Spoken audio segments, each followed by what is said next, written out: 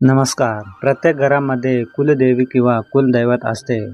वर्षातून एकदा तरी किंवा जसे जमले तसे आपण आपल्या कुलदैवताच्या दर्शनासाठी आणि आशीर्वादासाठी जात असतो. पण अनेक वेळा काही कारणांमुळे आपल्याला कुलदैवताच्या ठिकाणी जाता येत नाही. आपल्या हातातून कुलाचार, पूजा किंवा देवीची सेवा नीट घडत नाही. यामुळे अनेकदा आपल्या घरामध्ये एकमेकांना संकटे येऊ लागतात. घरातील आजारपण कमी होत नाही. सतत पैशांची अडचण जाणवते, घरात अशांती निर्माण होते आणि मनामध्ये नकारात्मकता वाढू लागते. या सर्व समस्यांवर उपाय म्हणून आणि आपल्या कुलदैवतेची कृपा प्राप्त करण्यासाठी आज आम्ही तुमच्यासोबत एक अत्यंत प्रभावी आणि सोपा मंत्र शेअर करत आहोत. हा मंत्रजप अतिशय साधा आहे. श्रद्धेने आणि विश्वासाने हा मंत्रजप जपल्यास कुलदैवतेचा आशीर्वाद प्राप्त होतो. घरामध्ये सुख, समृद्धी आणि संपत्ती येते. तसेच तुमच्या हातातून कुलदैवतेची सेवा सहजपणे घडते.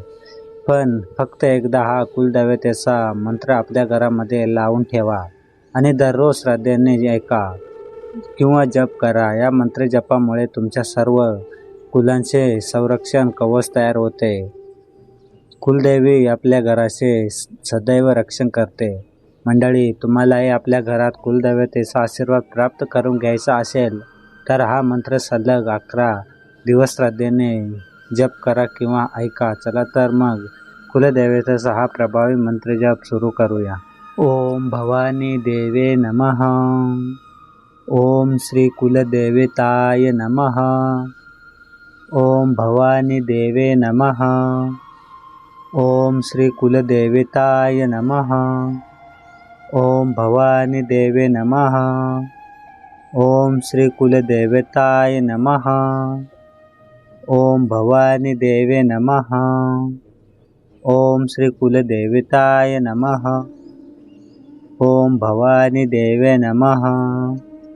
ओम श्री कुलदेवताय नमः. ओम भवानी देवे नमः. ओम श्री कुलदेवताय नमः. ओम भवानी देवे नमः. ओम श्री कुलदेवताय नमः. ओम भवानी देवे नमः. ओम श्री कुलदेवताय नमः. ओम भवानी देवे नमः. ओम श्री कुलदेवताय नमः. ओम भवानी देवे नमः. ओम श्री कुलदेवताय नमः. ओम भवानी देवे नमः. ओम श्री कुलदेवताय नमः. ओम भवानी देवे नमः. ओम श्री कुलदेवताय नमः. ओम भवानी देवे नमः. ओम श्री कुलदेवताय नमः. ओम भवानी देवे नमः.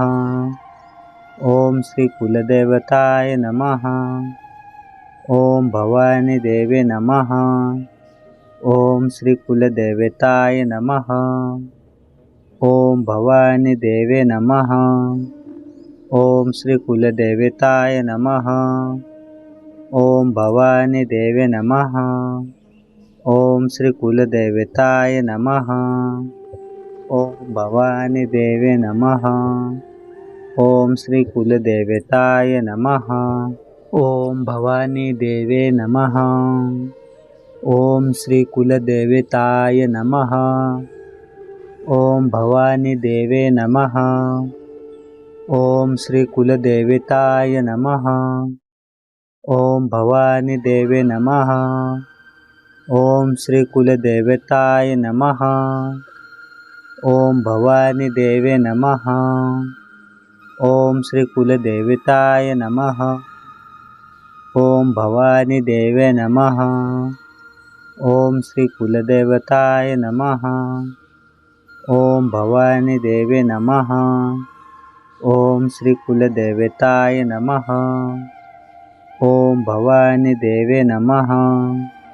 ओम श्री कुलदेवताय नमः. ओम भवानी देवे नमः. ओम श्री कुलदेवताय नमः. ओम भवानी देवे नमः.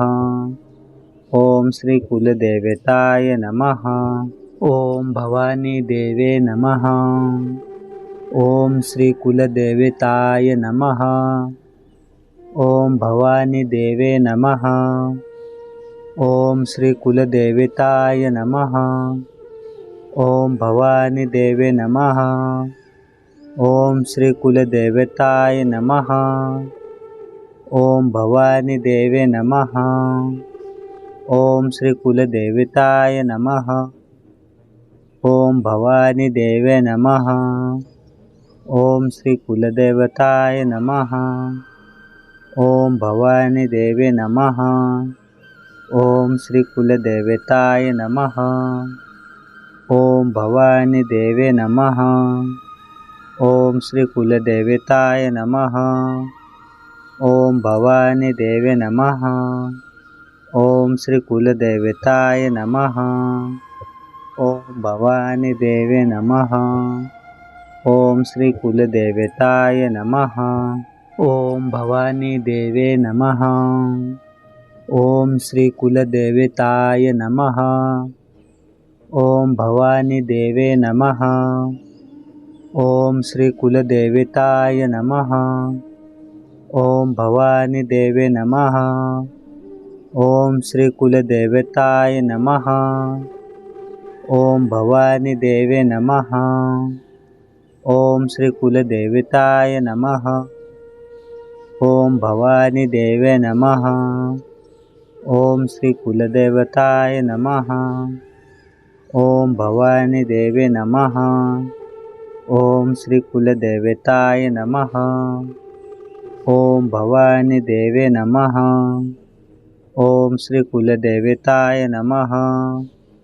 ओम भवानी देवे नमः। ओम श्री कुलदेवताय नमः। ओम भवानी देवे नमः। ओम श्री कुलदेवताय नमः। ओम भवानी देवे नमः। ओम श्री कुलदेवताय नमः। ओम भवानी देवे नमः। ओम श्री कुलदेवताय नमः। ओम भवानी देवे नमः। ओम श्री कुलदेवताय नमः। ओम भवानी देवे नमः। ओम श्री कुलदेवताय नमः। ओम भवानी देवे नमः। ओम श्री कुलदेवताय नमः। ओम भवानी देवे नमः। ओम श्री कुलदेवताय नमः। ओम भवानी देवे नमः। ओम श्री कुलदेवताय नमः। ओम भवानी देवे नमः। ओम श्री कुलदेवताय नमः। ओम भवानी देवे नमः। ओम श्री कुलदेवताय नमः। ओम भवानी देवे नमः। ओम श्री कुलदेवताय नमः। ओम भवानी देवे नमः। ओम श्री कुलदेवताय नमः। ओम भवानी देवे नमः। ओम श्री कुलदेवताय नमः। ओम भवानी देवे नमः। ओम श्री कुलदेवताय नमः। ओम भवानी देवे नमः। ओम श्री कुलदेवताय नमः। ओम भवानी देवे नमः। ओम श्री कुलदेवताय नमः। ओम भवानी देवे नमः। ओम श्री कुलदेवताय नमः। ओम भवानी देवे नमः। ओम श्री कुलदेवताय नमः। ओम भवानी देवे नमः।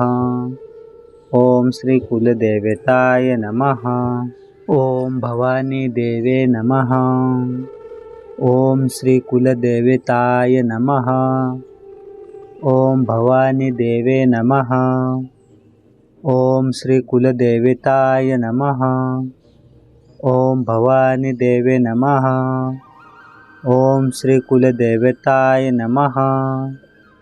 ओम भवानी देवे नमः। ओम श्री कुलदेवताय नमः। ओम भवानी देवे नमः।